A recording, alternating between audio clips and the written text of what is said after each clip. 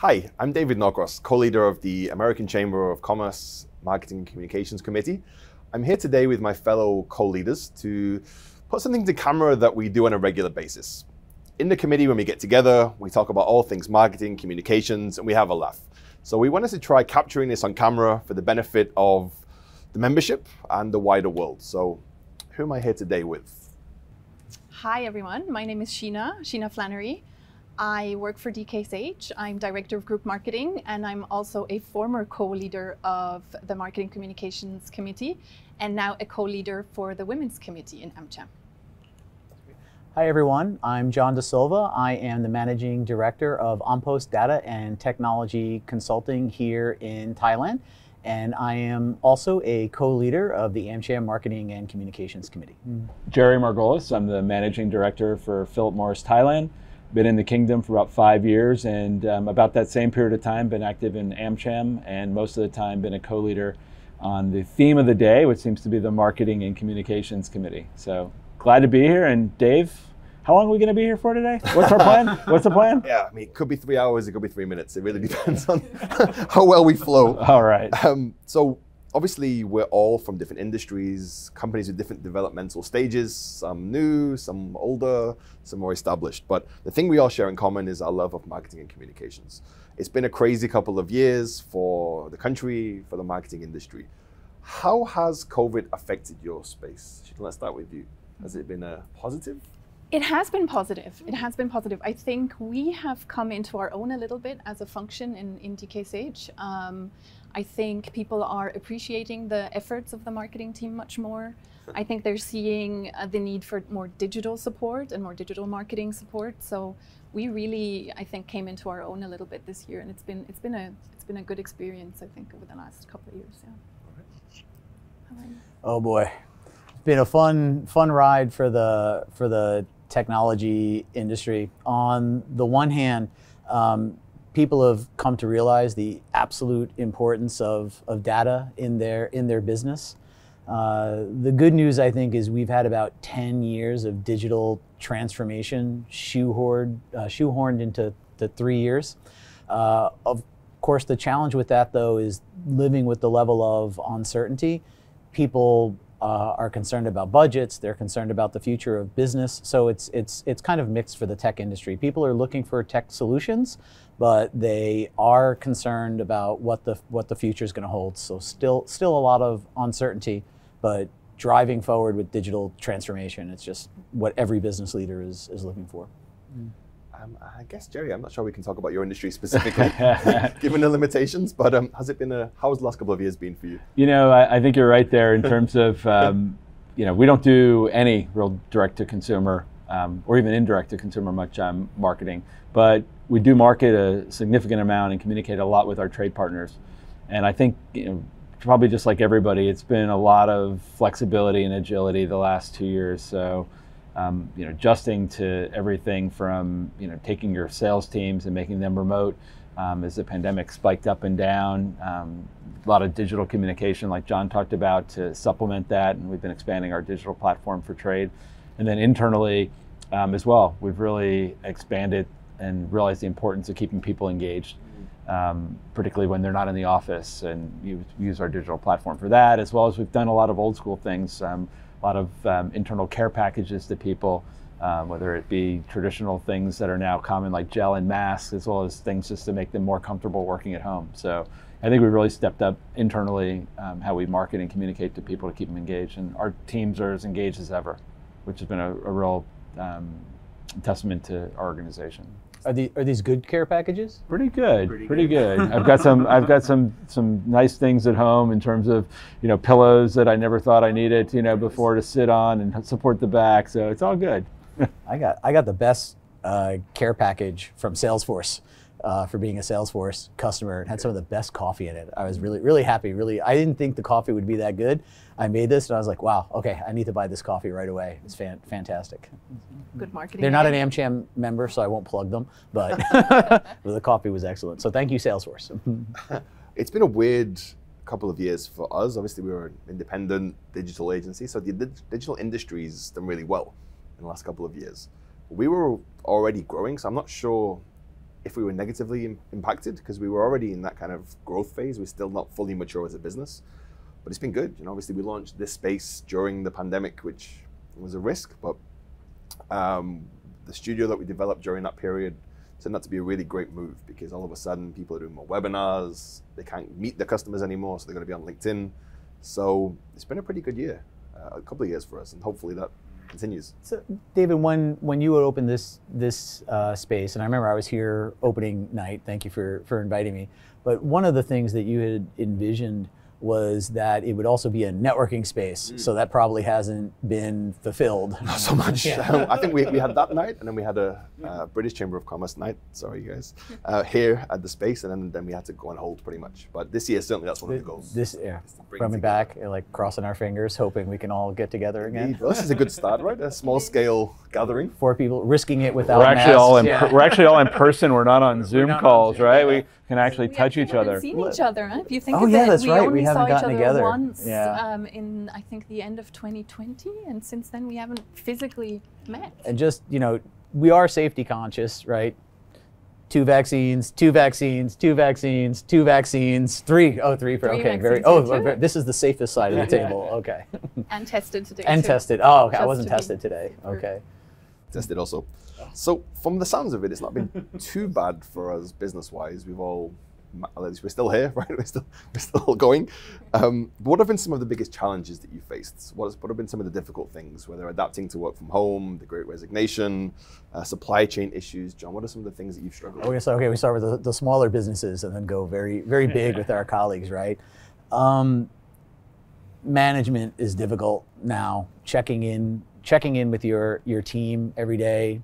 Zoom is great. I don't know how we would get through a global pandemic without video conferencing, right? So Zoom, Microsoft Teams, these things are great, but they still kind of lack a little bit. It's not exactly the same. Video conferencing fatigue is a thing, like 8 hours in a row of doing this. So it makes management very hard. It's difficult to check in with your team. It's difficult to brainstorm. It's difficult to get everybody together. So working around that is really tough, because you want that engagement. You want people to feel like they're a part of something. So this isn't easy in the current environment. Moving that out to clients. I've got clients I've never met in person. Like, even though we're not talking about people who live in Australia or something, these are people down the road, and I've just bless you, I've just never had an opportunity to meet them in person. So I'm hoping things loosen up, and that personal connection, that involvement, that ability to work together, it's been lost, or at least it's been very difficult to build and maintain. So we're doing the SMEs first, right? So Yeah. I'll go next. So definitely the whole transition from office to work from home. There's no MBA course on dealing with a Certainly pandemic. not. So for us, we lost some of our unique selling points during the pandemic. So we've been able to grow quickly because we have a lot of talented people, put them in a room together. First 15 minutes are ridiculous usually, and it's nonsense and silly jokes, and it becomes something pretty good by the end of it. So we can pull together a project really quickly. International team, different perspectives, and that's a great thing as a team. Taking away that physical eye-to-eye contact, the Zoom doesn't really lend itself well to playfulness, I found. So we started to have more conflict between the team than we ever had before, because from the account managers all the way through to the creatives, it's usually been a pretty nice exchange of information. We walk over to the video team and say, hey, the client wants you to change this. Do you mind awfully if you wouldn't mind considering changing this a little bit here? But when you say by message, hey, client doesn't like it, go change it, all of a sudden it's much more blunt and it's much more painful. So we've tried to encourage people to, even while remote, try to give information verbally if possible, because you lose a lot of nuance with the text. So I'm glad that things are getting back to normal now, because that was a very, very steep learning curve managing that. Jerry? I think it's 2 things. One is you talked about supply chain. So initially, I think when this all started, because we're 100% importing from the Philippines, there were some gaps in terms of being able to get tax stamps from here to the Philippines, as well as get the product back. And I think back in the initial parts of the pandemic, if there was a case of COVID at a factory, it was practically shut down. So before people started to get comfortable with managing and living with COVID, our supply was not optimal, and we had to manage through some shortages and satisfying customers and making some tough decisions. And since then, it's just been, I think, the stop-start nature things. So we're on wave 4 or wave 5 now. So everyone's gone through it in terms of we're locked down. You're in the office. You're out of the office. You're back to partial. What are the rules today in terms of how you operate? It's been I think that's been one of the challenges as well, is trying to keep some level of consistency, but you really can't. So you just got to be agile, flexible, roll with it, and just realize that this is, as I say, what the new normal. Yeah.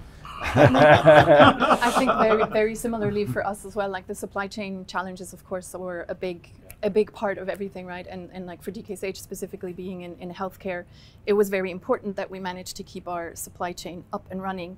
And actually, not talking about supply chain too much, but thinking also about the fear factor and the emotional factor and the communication aspect of how do you manage your staff if there is a case in your DC, in your distribution center, or in your factory or something. How do you manage the communication?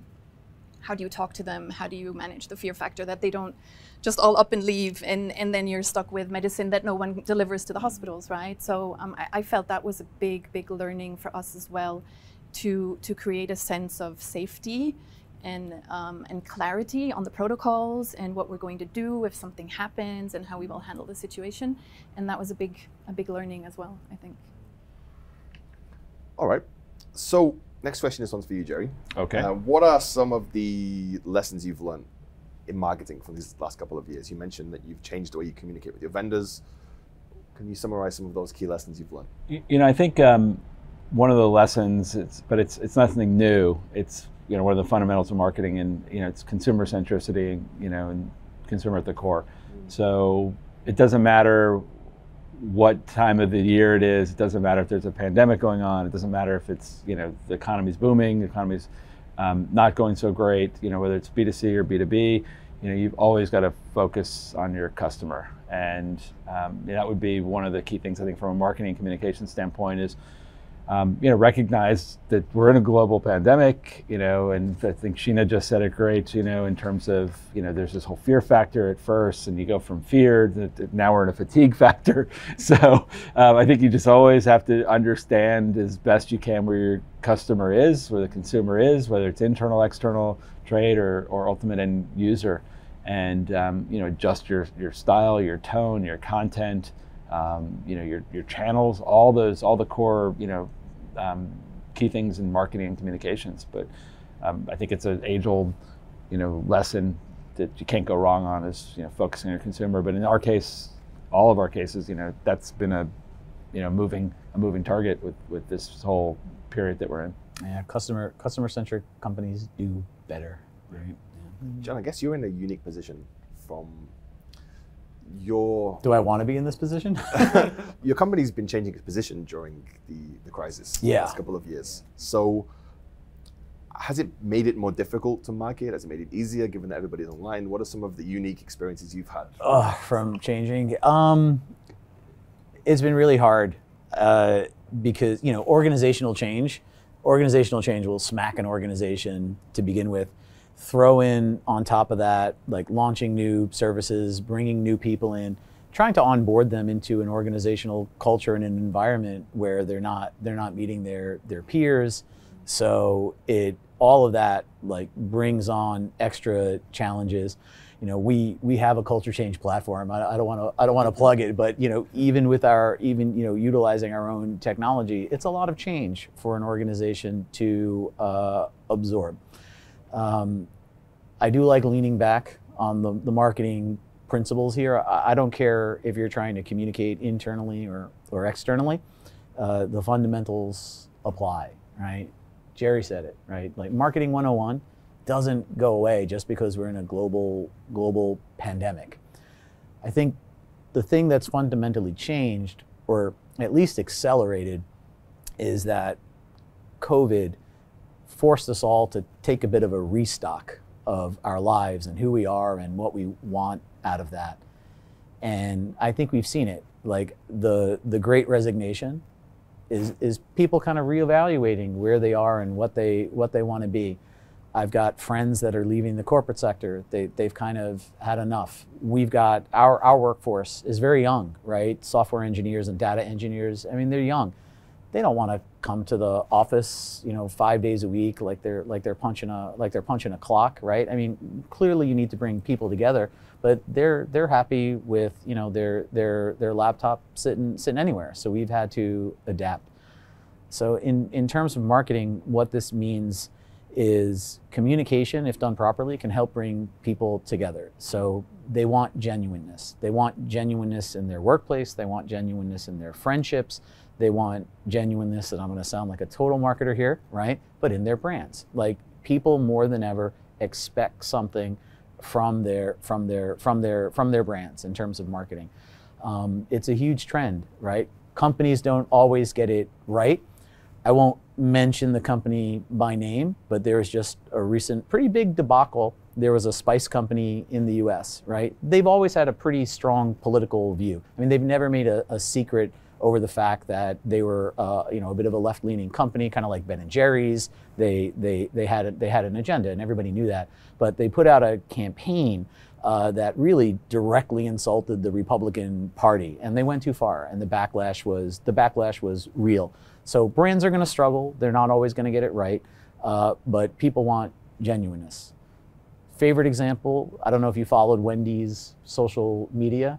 I mean, Wendy's does social media right. They're funny. Yeah, they're very funny. They're very genuine. They're very engaging. People love it. And if you're Wendy's and you're going against McDonald's, you better figure out a way to do more with less. So I think that's the big lesson of the pandemic, and that's what's changed or accelerated genuineness. Yeah, I would echo everything you guys just said. So for us, we have this model of how we do marketing, where it's audience first, and we frame the audience as a hero in the hero's journey, and then we as the client are the guide. So that's very much a customer-centric model, and understanding your own brand and having that unique tone of voice. You can get those things right if you can truly know where you're positioned in the market, not just in terms of your price point, but your personality and your audience. You really can't fail, and that's one of the lessons we've learned from this last couple of years. We're a B2B organization primarily. LinkedIn has been incredible for us and for our clients during that period because there's no networking events, there's no face-to-face events. You can pretty much reframe a business through LinkedIn over the last couple of years because almost every customer has the same pain point right now. It's COVID. How is it affecting everything? Right? Whether it's supply chain, whether it's employment satisfaction, there's an angle there for everybody. So it's quite easy to develop strategy around those points. So yeah, I'd echo what you guys said. The lessons are not necessarily that there's a revolution that's happened. The new normal is kind of like the old normal in terms of marketing. We just have different ways. No more new normal talk. Okay. All right. Sheena, what about you? What have you learned? I think, I echo also a little bit what John says, and it's I've been talking about it quite a bit, like the purpose-driven marketing and companies finding their purpose and talking about their purpose. I think that's one thing that I really see crystallizing out more and more, because again, the customer expects more, and they want to see something. They want genuine product. It's not just a shampoo anymore. It's not just a bag of chips. It's a message. It's a story. It's a purpose. And I think that's really one of the big takeaways for me in terms of trends. Yeah. You were on that event as well. Yeah, I was going to say that you did an event last year on this. It was fantastic. Almost had, actually, I think some people did cry at one of the videos, right? We had that very emotional video. Yeah, some really powerful videos, and that's exactly my point, right? Like, one of them was a very everyday brand for shampoos that does just a really, really fantastic advertising that gets you the goosebumps, and I still get them when I think about it. And that's really what you want, right? That people remember you for your purpose and for something that goes beyond just the product itself. Start with why. Yeah. So we're going to move to AMCHAM Business later on, but before we get to that, obviously a lot's changed. We can't say the word new normal anymore, but okay, what do you think this year will look like? And just generally, from a marketing perspective or from a societal perspective, what changes are we likely to see this year? Are you optimistic about how things go? Are you pessimistic?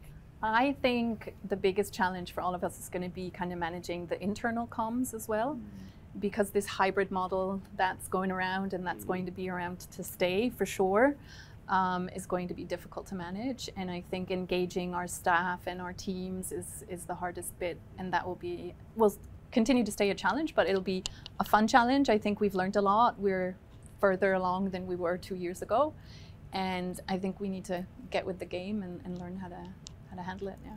I'm incredibly optimistic about this year. I think we're about to enter the roaring 20s. I think just from a subjective perspective, over this week, we've had about 5 inquiries from the hospitality sector, which is not that amazing in itself, but we haven't had any for 2 years. And all of a sudden, it's, okay, we need a new website, we need brochures to be updated. So they're starting to turn the engines again. So that's confidence, that's business confidence. I think if we can avoid another wave and get through this quarter, I think it's going to be all the way up. Everyone must be so frustrated with having been stuck at home for 2 years that I think the economy is going to start to move, and that's good for us as an agency. It's good for all of us, right? People start consuming more. We can go to restaurants again, we can travel again, and things can, I hope this is the year when things get back to normal, just normal. Tourism is so critical to Thailand, right? So if you can't travel internationally right now, travel locally, help the tourism industry out. Right? Are you confident, John? What do you think is going to happen this year? What do I think is going to happen this year? Well, they're predicting the economy is going to go up. That's good. That's good news. I think it all comes down to if we can avoid another wave. I think I like what you said, like the roaring. It is the 20s, right? It's going to be the roaring 20s. We had the last kind of like global pandemic a little bit over 100 years ago. We saw that after that pandemic, like things were kind of going gangbusters, right? I mean, we don't have a lot of history to compare it to. We're not exactly sure what happened economically after the Black Plague, right? But hopefully things improved.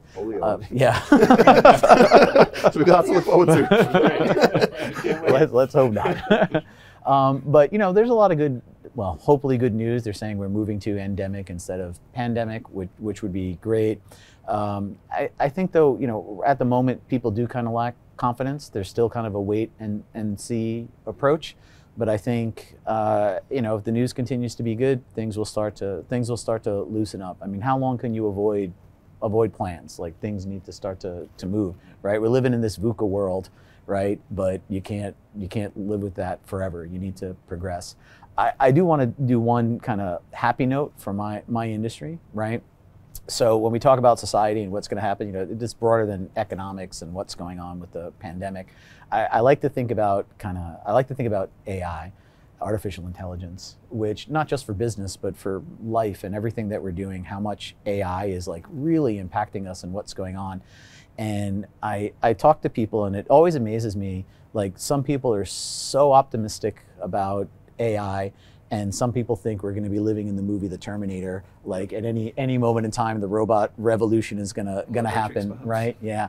But I kind of do look at this and I view this, AI is becoming so integral to our life, and it's helping us be better. It's not just helping our businesses, helping businesses make better decisions, but it's helping our life. So that's why I don't think Terminator. I think AI vacuum robot, right? I mean, I don't know if you have one. I have one. The thing is great, right? It vacuums the house while you're asleep. You wake up, hey, the house is vacuumed. People put googly eyes on these things and give them pet names, and they run around the house.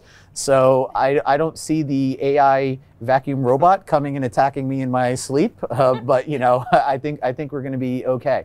But really, AI is going to make our life better. Society needs to find the way to work and live with AI and use it as a tool, like everything else we've done in our history. That's what I see. We're going to be taking those steps. So in summary, 2022 outlook: no Terminators. No Terminators. I guarantee it. Because if I'm wrong, what does it matter? John De Silva, formerly known as John Connor. Yeah. So, it's interesting as I'm listening to you all talk, I think that 2022 and beyond is going to be great for starters, it can't be any worse than the last 2 years. Don't ever say that. Please. It cannot get worse. So I think it's going to be better. Okay. I also think it's going to be great because, you know what, why not be optimistic, right? We've had enough pessimism for the last 2 years. So I think it's time to be optimistic. And I think, similar to what you all said, I think people want to be optimistic. I think people want to get back out there. And whether it's renew, I don't think things are going to be exactly the same. I think, you know, part of this is going to be for all of us in businesses and life is, I think there's probably going to be some fundamental changes that people have taken out. As much as you want to get back to the way things were, I think you'll take some things away. And I think one of the big trends next year and beyond is going to be wellness.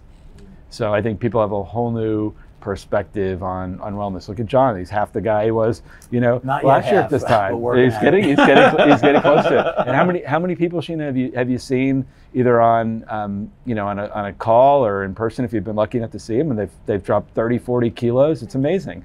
So I think this trend towards wellness, people are just much more conscious of it than they ever were before. It was already happening, but now I think it's a really important part. And you know, in my business, where we have a product that the number one concern for people is that it's not good for you. I think it's going to be good for our business because we're on a mission to convert people from cigarettes to better alternatives. We can't sell them in Thailand yet, but globally we're selling them in over 70 countries. We've already got 30% of our revenue.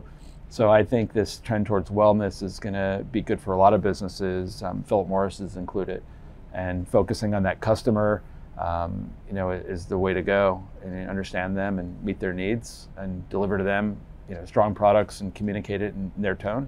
That's the way to go. I guess the lockdown's had a couple of, one direction is towards wellness and one has probably been towards Bunchon chicken home delivery. That's been more my approach, to be honest. Yeah, there's probably record pizza sales. Which is good for e-commerce. E-commerce is the future. So moving to more formal business. So AMCHAM is what we're all part of course, co-leaders of committees, more than one. What are some of the benefits of being part of the chamber? We're starting me? Okay, because I'm here the longest, right? You're the longest, you've been in many committees. Oh my God. Okay, so yeah, I've actually been an AMCHAM member solidly, no breaks, for 17 years now. This is the second committee I've been a co-leader of. Used to, back when we called them chairs, used to be the chair of the AMCHAM CSR committee. And ran the ACE, you know, the AMCHAM CSR awards for 4 years. 4 years, I think, which is really rewarding before I came to the marketing and communications committee. So longtime member of AMCHAM. Why, right? So AMCHAM's been great. AMCHAM for me has been a source of knowledge, a source of connections, a source of business opportunities, a source of friendships, right? So I kind of and has given me an opportunity to lead, right? I don't think we think about that enough. Where would we be? What would we do if we couldn't like kind of come to AMCHAM and you know bring our talent forward to help the community? So, you know, the AMCHAM community is great. The AMCHAM staff is great. The AMCHAM leadership is great.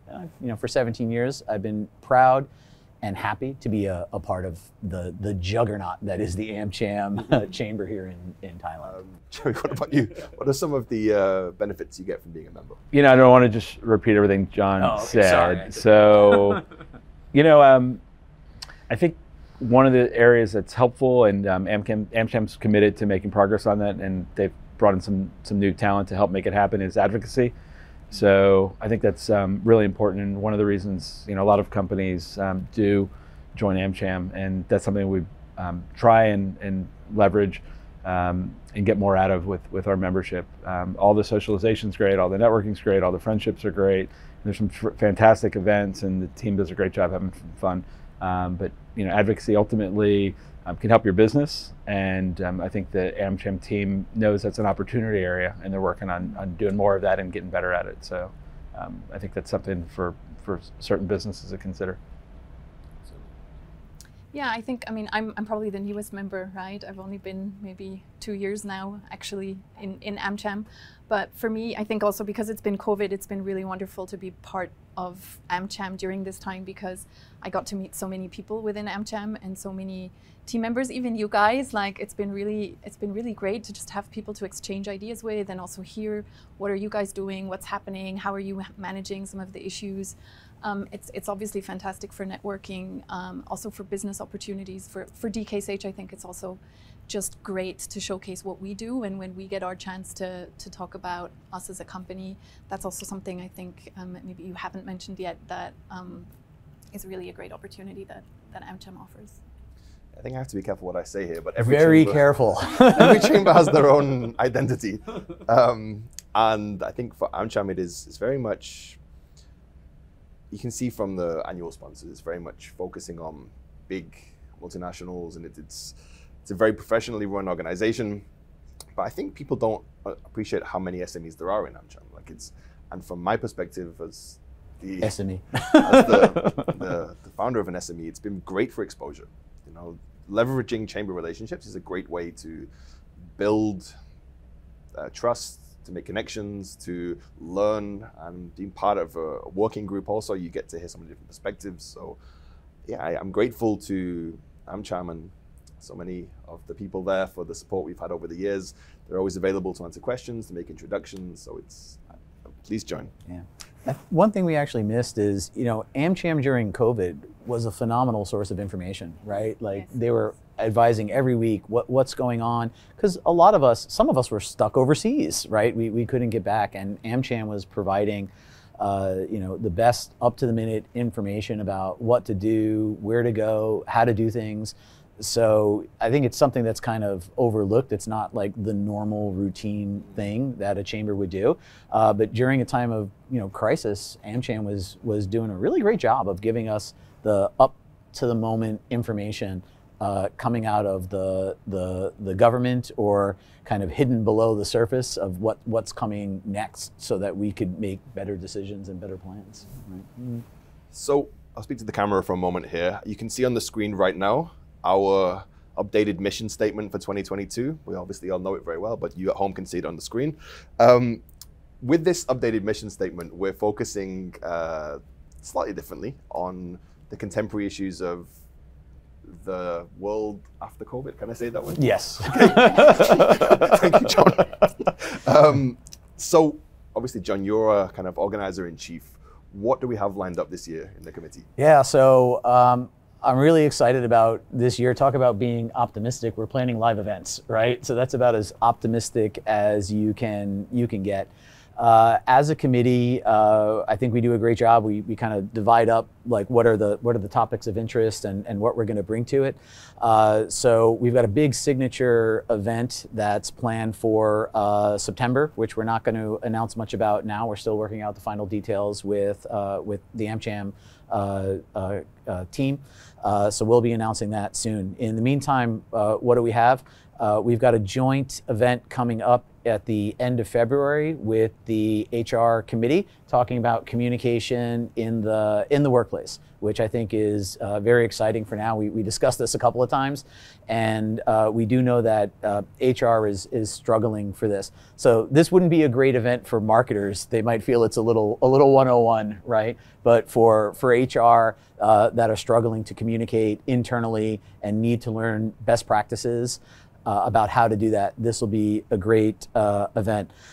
David, you've got some B2B events coming up, which I think has been an overlooked part of the committee's activities in the past, which I'm really glad we're rectifying. Do you want to plug your events real quick? Sure. Well, B2B is a space that you don't really hear many people talk about. There's a lot of B2C, of course. I think there's much more revenue from a marketing perspective in talking about that.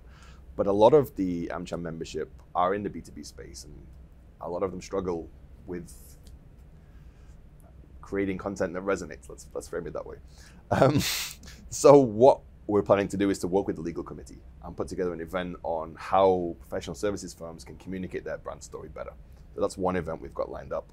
We're also planning to work with the SME committee on developing personal brands. So how to stand out from the crowd, how to develop your voice, the things we mentioned earlier, how to be customer centric, how to understand the pain points of your audience so you can be a guide to them. No hard sell, just guidance. So they're the kind of things that I'll be working on from my side. I'm really excited that we're doing B2B events. Consumer marketing has gotten all the glory on the committee for years, right? So moving to B2B. Jerry, you're the first one trying to bring back a networking event coming up this summer, like an honest to God networking event. It's been so long. So we're trying to get people out of their houses, get them away from their screens, and get them actually in person. And we know that there's a pent-up demand for this, and we're going to try and work with another chamber so that we can actually really create a great opportunity for people to not just see each other, but also to meet some new people potentially from some of the different chambers, some of their fellow sales and marketing colleagues and other professionals. So I think we'd also like to do it a bit different. So find a great venue, maybe not just a typical hotel, but find a real great space that people can really enjoy and get to know each other. Yeah, we've got a lot of friends in the other chambers, especially the FCA group. So we hopefully can partner. Marketers are usually a fun group. We're great. Come out, join the marketing event. Have a great time. While you're here, would you like to plug the? I was going to plug Kun Ying's event. But okay, yeah, please. Okay, so we have one of our co-leaders can't be with us today. Kun Ying from L'Oreal. She's also braving and putting together a networking event. So we're going to do a second networking event. So stay tuned for that. She'll be putting out details into the calendar as soon as they're ready. So now our former co-leader who has left us for the women's committee, who I may never forgive you for that. Actually, I was hoping we should do something again together. Oh yeah, joint event. Nice. Yeah, that'd be nice. Yeah, there's quite a few things going on actually at the women's committee. So many that there's at least once a month there's something going on. So I'm not going to list all of them, but there's a few really good ones. We're actually doing an in-person event in a couple of weeks, so mid-February. So that'll be really nice as well. If you get a chance to join. Yeah, it's a very popular committee. It is. Yeah. It is. The women's issues have gone mainstream in AMCHAM. That's for sure. Indeed. All right. So I think let's wrap this up. Hopefully you've learned a little bit today about what we do in the Marketing Communications Committee. We're all very nice and friendly. So if you see us at an event anytime this year, come over and say hello. And we hope you attend our events and learn more about joining AMCHAM. Thank you, everybody. Thank you. Thank you. Thank you. Thanks. Thank you, David.